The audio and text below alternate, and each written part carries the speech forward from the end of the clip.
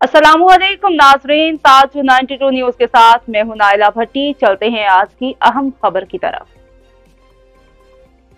खबर शामिल करेंगे कश्मीर से। अली बख्श मीरानी की रिपोर्ट के मुताबिक कश्मीर में सिविल सोसाइटी, सियासी, समाजी, मजहबी तंजीमों के साथ खोसा बरादरी के मर्द व खवातीन के साथ बच्चों ने बड़ी तादाद में कंध कोट में एक हफ्ता कबल बंगवार बिरादरी की जानिब से नाजिया बीबी 5 साल कौसर खोसो को अगवा करने के खिलाफ डिस्ट्रिक्ट अवामी प्रेस क्लब के सामने एहतजाजी मुजाहरा करके शदीद नारेबाजी की।